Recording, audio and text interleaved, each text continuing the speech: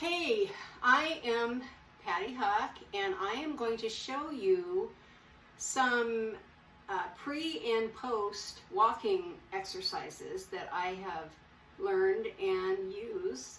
I hope you can hear me. This has been quite a morning. I think I've broken everything that could possibly be broken when you record a video. My phone's still intact, but everything else is in pieces. The lights fall down. It's just been a mess. Anyway, if you don't know me, I am a blogger and a website designer, and I created the Boomer Rewind Challenge, which was created out of desperation, I guess. I was tired of myself, I was tired of being lazy, I was tired of gaining weight and being tired, and I knew I had to do something, so I created this challenge, and it came about by me adding something new to my day progressively, and I ended up a year later feeling better than I felt in years. So I'm passing that along to you. One of the things that I'd like to share with you is that I was walking every day, and I was at, 211 days in January, on January 20th of this year. And I went out to walk and fell on the ice and broke 3 bones in my ankle. And I've never broken a bone in my life. So when I was sitting there on the sidewalk, I heard them break, and I looked down, and my foot was this way. And you know that weird shock, I suppose, that I was in. First I looked around, I didn't see anybody, no cars, nothing. I thought, oh great. Surprisingly calm, and looked down at my foot and thought, well, that's not right. So I grabbed it and I, turned it back. Why would I do that? It wasn't right. I'm a bit of a perfectionist, and that just didn't seem the correct way for my foot to be. And I guess I thought maybe if I hurry up and do it, everything will fall back in place and I'll be good to go and walk home. Well, I know, seriously, I knew that wasn't the case. So afterward, I had to have surgery and was laid up for a while. I went back out to try walking in March, which was really early. I tried doing it in my little scooter thing, and then I had Nordic poles, and I was trying to use those, and got to where, I was doing okay. And then all of a sudden my hip started to hurt worse than I think I probably could have walked on my foot, my ankle, better than I was able to deal with this hip thing. I just could not move. So that laid me up. It turns out that was piriformis syndrome, which is a short muscle that goes from, well, it's skinny, but it comes from your lower spine and runs through your pelvis and attaches to your hip. And that was injured. So I had to go to physical therapy for that, stop the walking for again. And then I also was a little overactive when my ankle was broken, and I was pulling myself upstairs and just getting a little crazy. So my shoulder kind of went into a frozen shoulder thing. So it's been on and off all year. And I get frustrated because I want to get back out and walk. I'm losing time here. And I've started and stopped 2 or 3 times, and finally now I'm back to 135, 37 days in a row again. So I'm creeping up on my first 211 days that I had to stop. The way that I was helped in physical therapy for the piriformis syndrome was through a series of exercises and strengthening the core. I thought I would have to strengthen my hip or my low back, but it was the core that I needed to. So I have found these, after I consistently did these exercises and did what I was told to do, I surprisingly came back quickly. So I want to pass those on to you as a pre-exercise instead of after you've been injured. Okay, so this is not a professional studio, obviously. It's my craft room TV room, whatever. It's my room in the house. My husband's got the basement. I've got this level. We'll do the core exercises, and you should be able to whip these out quickly, 15 minutes. You know, and it's up to you. It doesn't have to be a certain order that you do them in, and you don't have to do a certain amount of reps. I am doing what I ended up liking. I started doing 12 reps. That was just a little too much. Trimmed it down to 10. So, ready? Let's go. All right. What you need is something soft, and I have these 5-pound weights. I was using 10 pounds, and with my shoulder, I kind of tweaked it, so I scaled back to 5, and if I want to do 10, I'll just double up. But I have the option that way to drop down instead of, you know, switching completely.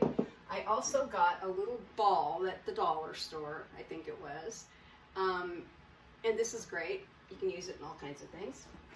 And then physical therapy gave me these, the bands, stretchy bands. You can get them pretty much anywhere. I know you can get them on Amazon.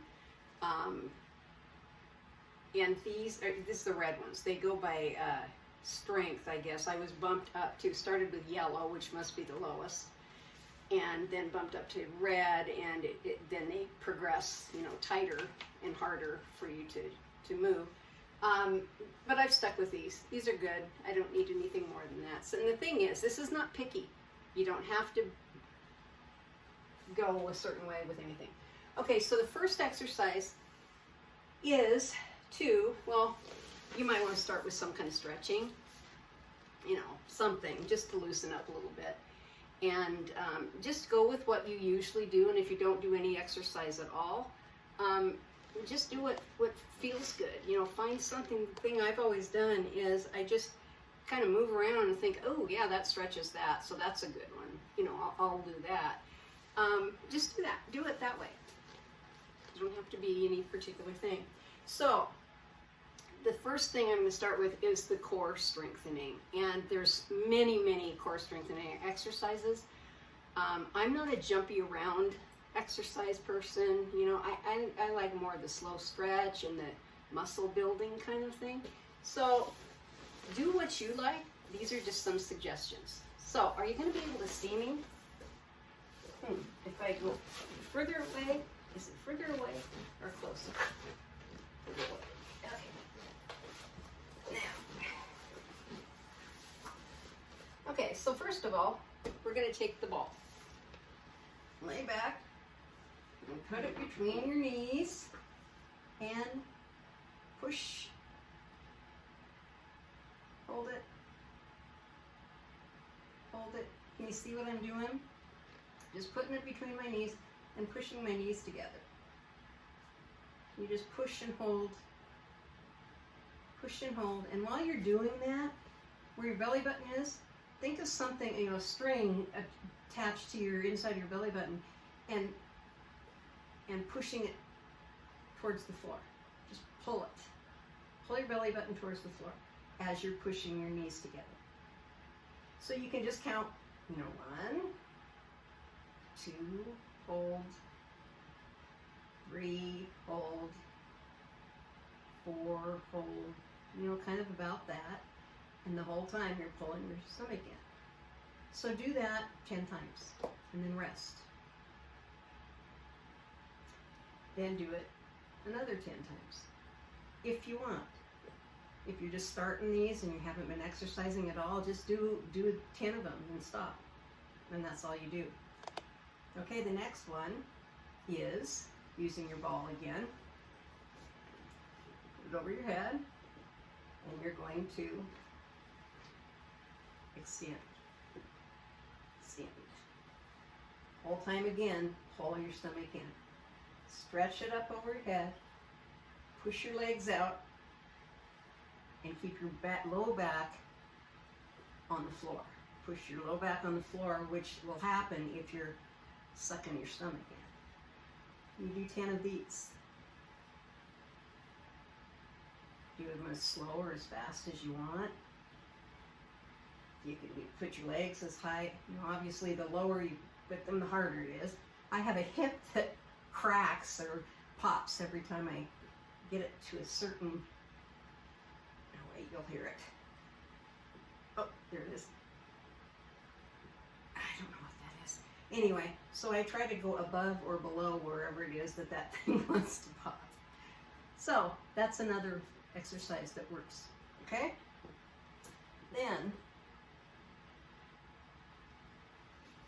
do these. Just one side. Push out. Out. Pull it in as far as you can. Out. Don't let it touch the floor. Do 10 of those on each side.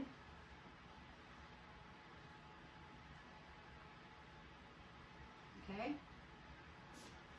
And then I use weights for this only because it keeps me on the floor.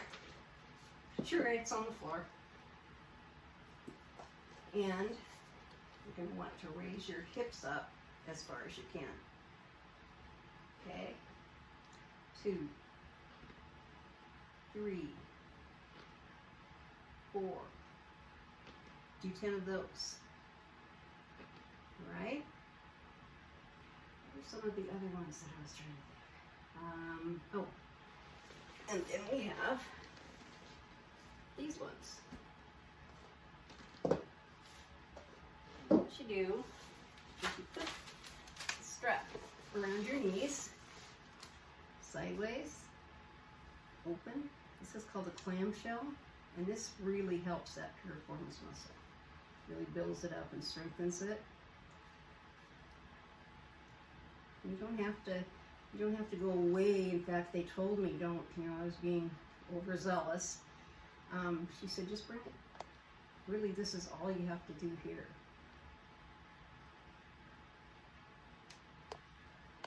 10 of those.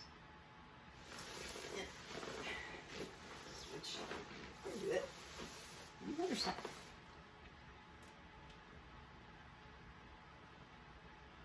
Okay. So right there, that's about it. When you figure you're doing 10 on each side of each exercise, you know, you don't want to go crazy and spend, unless you're already have a routine. You can add these to your routine, or if you do these, great. I don't want to spend hours exercising, really. I want to walk and get my heart rate up. Then we have the arms, you know? Yeah. Okay. So for those, up, down. You want to go just straight up. You don't have to grip this tight at all. Use a little bigger weight if you'd like. Do 10 this side. Okay? And you don't want to snap. Just nice and slow and easy. Get it to the top and hold it just a sec. And back down again. Okay? Do the other side. 10 on the other side. Okay? Do those. Now, let's forget here, the hangy down skin, the ugly part. Bring them up to your chest. Back. This one still hurts with my shoulder. So I just go really easy. Go slow. Don't snap it. Just slowly. Same thing. Hold it nice and loose. See, it's really holding it loosely. 10 of those on each side. Then these biceps. Get this part. You want to hold it, your arm close to your body. Kind of protects your shoulder a little bit. Takes some of the torque off of that. 10 of these on each side. And then this, I dink around with this. Sometimes I use the 10 pounds instead of the 2 5s. Can you see me? Straight up. again, it gets this. And I don't know about you, but mine's just ugly. And I'm trying to do everything I can. When I was doing these, I was using heavier weights before I broke my ankle. And it really was making a difference. I've kind of fallen off now because I wasn't able to do these with my shoulders. So I'm back on the hunt to get my arms tight again. But when I was doing them, I wasn't doing them for long. When I noticed that, you know, I could put my arms out and there was definite muscle definition. So it doesn't take long if you're just consistent, and don't start off with too heavy weights or with too many reps. You know, you get excited and do that, and it can cause injuries. Our poor little muscles and bones, you know, as we get older, aren't quite as forgiving. So treat them gently. Okay, so there's those. You know, straight up, out. I can't do outs. Here I can on this side. You know, go out. And just find stuff to do. When you put an arm out or a leg or whatever you're doing, you'll feel it somewhere. You know, it's like, oh God, that works that muscle. Work it. Do it. You know, if that's an area you want to target, if it's hips or something, you know, if there's something that you do, whoa, you know, that pulls all through here. If that's a target area you want, go for it and build that into your routine. The whole idea is to just move. Be gentle with yourself and be consistent. So 15 minutes of this, you're good to go. And weight is really, really good for over 50. It helps us build our muscle, keeps our bones strong, and promotes flexibility. So if you can, if you're able, work it in. If you aren't, forget the weights and just use your hands. Just use your arms. You know, that gives you movement too.